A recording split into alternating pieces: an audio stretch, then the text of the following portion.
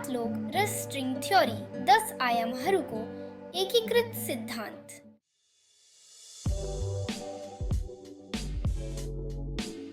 योगी भन्छन् string theory वास्तवमा वैज्ञानिक दृष्टिकोणबाट सात लोकहरूको गणितीय सिद्धान्त मात्र हो। यो थ्योरीले भौतिक संसार र यसको गहिराईमा रहेका आयामहरूको अध्ययन गर्दछ। यसले ब्रह्माण्डका सूक्ष्म संरचनाहरूको व्याख्या गर्नका लागि सुत्ली स्ट्रिङको प्रयोग गर्छ, जसलाई भौतिक कणहरूको आधार मानिन्छ। स्ट्रिङ थ्योरीले भन्छ कि हाम्रो ब्रह्माण्डमा देखिने कणहरू वास्तवमा अत्यन्त ससाना ताराहरूको फरक कम्पन हुन्। जब यी ताराहरू भिन्न तरिकाले कम्पन गर्छन्, तिनीहरूले फरक गुणहरू भएको कणहरू सिर्जना गर्छन्। यो सिद्धान्तले ठूला आयामहरूको प्रस्ताव गर्छ, 10 वा 11 आयामहरू जुन हामी हाम्रो दैनिक जीवनमा महसुस गर्न सक्दैनौँ, तर जुन ब्रह्माण्डको नियमहरूमा ठूलो प्रभाव पार्छ।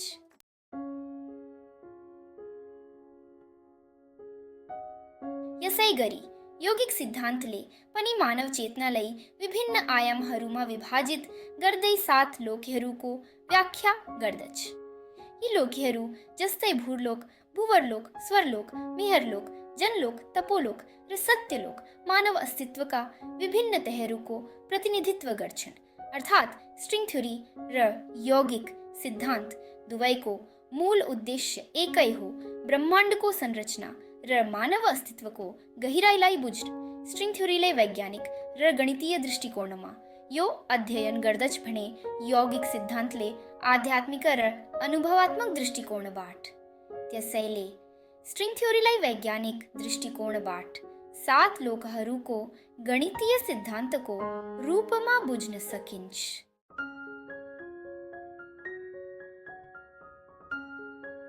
स्ट्रिङ थ्योरीको आधार अनुसार ब्रह्माण्डमा 10 वा 11 आयामहरू हुन्छन्, जसले देखाउने प्रयास गर्छ कि हामीले देख्ने भौतिक संसार वास्तवमा यी गहिरा आयामहरूको सतही हिस्सा मात्र हो। उस्तै गरी यौगिक दृष्टिकोणले भन्छ कि हाम्रो चेतना पनि फरक आयामहरूमा काम गर्छ, जसलाई 7 लोकहरूको रूपमा बुझाइन्छ। 7 लोकहरू भूरलोक, भूवरलोक, स्वर्लोक, महरलोक, जनलोक, तपोलोक र सत्यलोकले मानिसको भौतिक शरीरदेखि परम चेतनासम्मको यात्रा प्रतिनिधित्व गर्छ। यसै गरी स्ट्रिङ थ्योरीले पनि सूक्ष्म तहमा ब्रह्माण्डको बनोट र नियमहरूलाई स्पष्ट गर्छ, जहाँ फरक फरक आयामहरू परस्परमा सम्बन्धित छन्। मानव अस्तित्व र ब्रह्माण्डको गहिराईलाई बुझ्न आयामहरूको सिद्धान्तले भौतिक र आध्यात्मिक संसारको विभिन्न पक्षहरूलाई उजागर गर्छ। हरेक आयामसँगै संसारको फरक फरक लोकहरूको सम्बन्ध पनि हुन्छ, जसले हाम्रो अस्तित्वको फरक फरक तहहरूलाई परिभाषित गर्छ।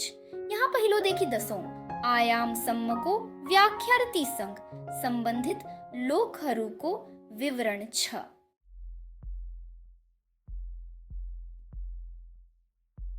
पहिलो 4 आयामहरू भौतिक संसार र समय भूरलोक पहिला 4 आयामहरू भौतिक संसारका आधारभूत पक्षहरू हुन्। पहिलो 3 आयामहरू लम्बाई, चौडाई र उचाइ हुन्, जसले भौतिक संरचनाहरूलाई परिभाषित गर्छन्। चौथो आयाम भने समय हो।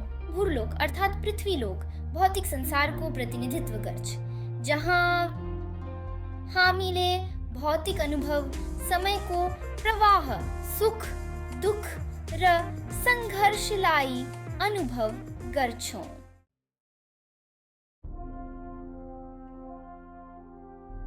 पाँचौं आयाम संभावित संसारहरूको अवधारणा भूवरलोक। पाँचौं आयामले संभावित संसारहरूको विचारलाई उजागर गर्छ, जहाँ हामी भिन्न भिन्न संसारहरूका प्रतिबिम्ब देख्न सक्छौं।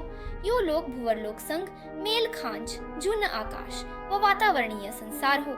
यहाँ समय र स्थानको प्रभाव भौतिक संसारभन्दा फरक हुन्छ र अनुभवहरू थप सूक्ष्म र प्राणिक हुन्छन्।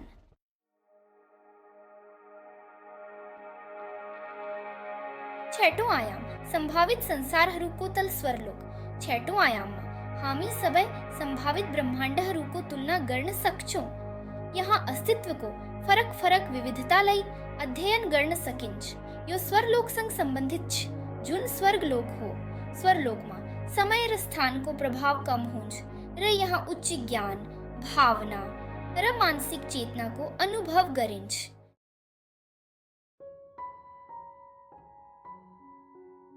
सातों आयाम संभावित संसारहरू महरलोक सातों आयाममा हामी विभिन्न प्रारंभिक अवस्थाबाट सुरु भएका संसारहरूको अध्ययन गर्न सक्छौं। महरलोक ज्ञान र आत्मिक अनुभवको लोक हो जहाँ समय र स्थानको प्रभाव लगभग शून्य हुन्छ। यहाँ हामी उच्च आध्यात्मिक चेतनालाई अनुभव गर्न सक्छौं जसले हामीलाई आनन्द र आत्मिक शान्तिको स्रोत प्रदान गर्छ।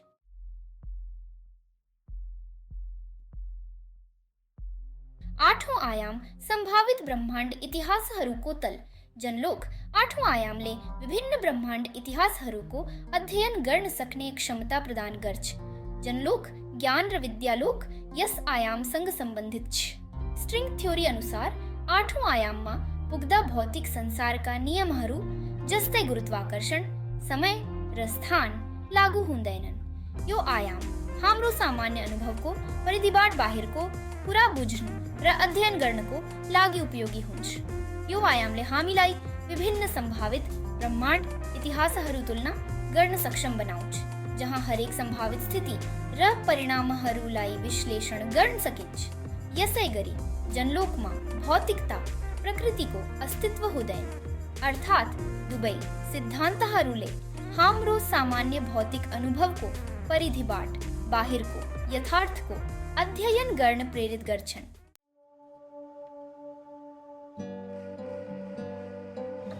नवौं आयाम सबै सम्भावित ब्रह्माण्ड इतिहासहरूको तुलना। तपोलोक नवौं आयाममा सबै सम्भावित ब्रह्माण्ड इतिहासहरूको तुलना र विश्लेषण गरिन्छ।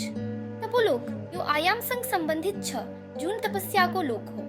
यहाँ समय र स्थानको कुनै अस्तित्व हुँदैन र ध्यान र साधनाहरूको अभ्यासले आत्माको गहिराईमा प्रवेश गर्न मद्दत गर्दछ।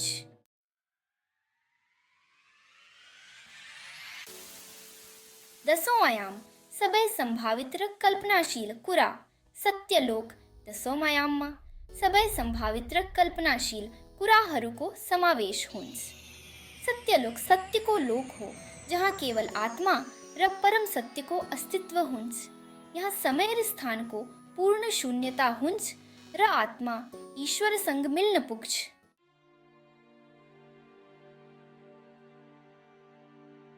समानताहरू आयामहरू र लोकहरूको अस्तित्व स्ट्रिङ थ्योरीले 10 वा 11 आयामहरूको अस्तित्वलाई संकेत गर्छ जसले हाम्रो भौतिक संसार भन्दा पर रहेको छ भने योगिक दर्शनले 7 लोकहरूको अस्तित्वलाई मान्यता दिन्छ जुन भौतिक र आध्यात्मिक यात्रा मार्फत पहुँच योग्य छन्।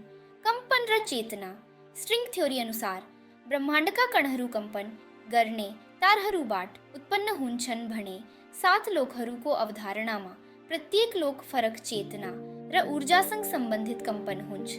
भौतिक र सूक्ष्म जगतको अन्तर सम्बन्ध स्ट्रिङ थ्योरीको हरेक आयामले ब्रह्माण्डलाई अन्तर सम्बन्धित ढाँचामा जोड्छ भने यौगिक सिद्धान्तले मानव चेतनालाई ब्रह्माण्डको फरक लोकसँग सम्बन्धित गरेको छ।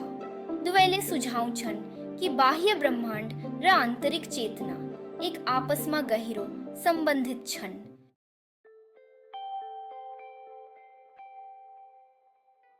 विज्ञान र अध्यात्मको परिप्रेक्ष्यबाट हेर्दा स्ट्रिङ थ्योरी र 7 लोकहरू ब्रह्माण्डको गहिरो अध्ययन गर्न एकीकृत दृष्टिकोण दिन्छन्।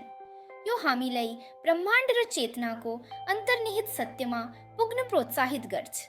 विज्ञानले हाम्रो भौतिक वास्तविकतालाई गणित र सिद्धान्तको दृष्टिकोणबाट स्पष्ट गर्छ भने यौगिक सिद्धान्तले आत्मिक अनुभव र चेतनाको वृद्धि मार्फत यथार्थलाई बुझ्न मद्दत गर्छ।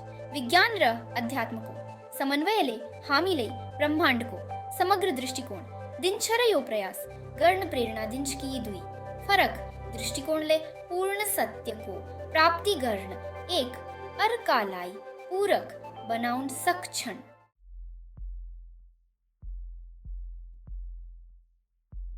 निष्कर्ष योगी भिन्न हुन्छ आयामहरूको सिद्धान्तले हाम्रो भौतिक र आध्यात्मिक अस्तित्वको फरक फरक तहरूलाई स्पष्ट गर्छ। हरेक आयामसँग सम्बन्धित लोकहरूले हाम्रो चेतनाको विविध पक्षहरूलाई प्रतिनिधित्व गर्छन्। यी आयामहरूमा ध्यान, साधना र ज्ञानको माध्यमबाट यात्रा गर्दै हामी हाम्रो वास्तविक अस्तित्वको गहिराईलाई बुझ्न सक्छौँ। विज्ञानले यसलाई स्ट्रिङ थ्योरी मार्फत विश्लेषण गर्छ, जुन भौतिक संसारको नियमहरूको गणितीय व्याख्या हो। योगिक सिद्धान्तले यसलाई आत्मिक र आध्यात्मिक दृष्टिकोणबाट बुझाउँछ। दुवै सिद्धान्तहरू समान कुरा बुझाउन प्रयास गर्छन्, तर फरक दृष्टिकोणबाट। एकले वैज्ञानिक र भौतिक तथ्यहरूलाई प्राथमिकता दिन्छ भने अर्कोले आध्यात्मिक र चेतनाको यात्रा देखाउँछ। स्ट्रिङ थ्योरी र यौगिक सिद्धान्तको मूल उद्देश्य ब्रह्माण्डको मूलभूत संरचनालाई बुझ्नु हो, जहाँ हरेक अस्तित्वको तह फरक फरक आयाममा छ।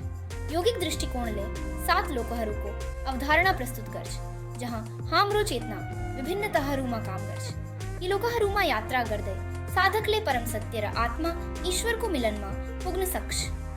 यस प्रकार विज्ञान र आध्यात्मिकता दुवै एउटै सत्यको खोजीमा छन्, तर आफ्नो दृष्टिकोणको आधारमा फरक परिणाममा पुग्छन्।